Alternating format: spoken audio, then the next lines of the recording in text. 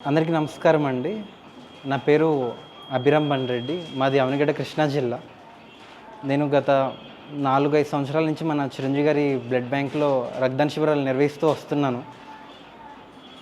నేను రక్తదాన శిబిరం నిర్వహిస్తానికి గల కారణం మన చిరంజీవి గారు ఇచ్చిన స్ఫూర్తి. చిరంజీవి గారు 2021లో కోవిడ్ సమయంలో ఒక పిలుపిచ్చారు. అది దేని గురించి అంటే, ఆ టైంలో కోవిడ్ టైంలో రక్తం దొరక్క చాలామంది ప్రాణాలు కోల్పోయారు. అలానే చాలామంది రక్తదాతలు కూడా కోవిడ్ టైంలో ఒక అడుగు ముందుకేయడానికి చాలా భయపడ్డారు. సో ఆ టైంలో చిరంజీవి గారు ఒక పిలుపిచ్చారు.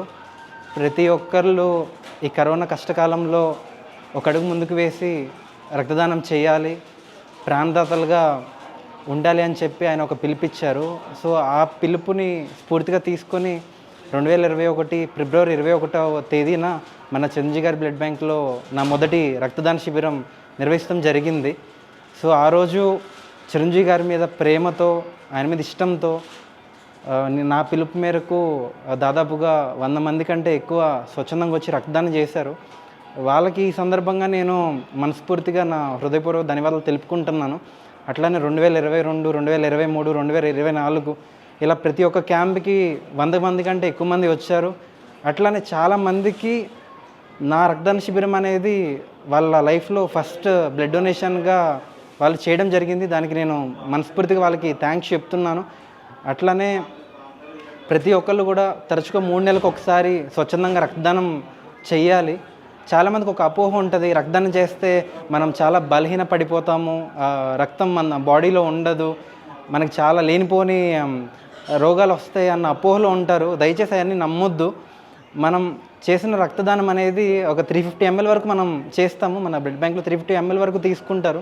ఆ రక్తదానం అనేది తిరిగి 24 గంటలు లేదా 48 గంటల్లో మనం ఏ ఆహారం తీసుకున్నా కూడా మనకి బ్లడ్ అనేది, కొత్త బ్లడ్ అనేది వచ్చేస్తుంది. అండ్ ఇంకోటి, మనం మన జీవితంలో రక్తదానం చేయకుండా ఉంటే మనకి బ్లడ్ అలానే ఉండిపోతుంది, ఫ్రెష్ బ్లడ్ అనేది జనరేట్ అవ్వదు.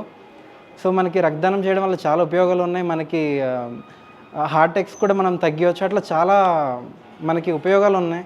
దయచేసి ప్రతి ఒక్కళ్ళు ప్రతి 3 నెలలకు ఒకసారి, లేకపోతే కుదిరితే ఒక 6 నెలలకు ఒకసారి, లేకపోతే సంవత్సరానికి ఒకసారి మీరు ఒకరిని చూసి ఒకళ్ళు మోటివేట్ అయ్యి, అట్లనే మీరు మీ పక్కన వాళ్ళకి రక్తదానం పట్ల అవగాహన మీరు తెలియజేసి వాళ్ళని కూడా రక్తదాతలు చేయాలి. మనం చిరంజీవి గారి ఇచ్చిన మాటను స్ఫూర్తిగా తీసుకొని ఆయన ఏదైతే ఈ రక్తదాన శిబిరం అనే ఒక కాన్సెప్ట్ అనేది ఆయన తీసుకొచ్చారో దాంట్లో మనం అందరం ఒక పాత్రలుగా మిగలాలి.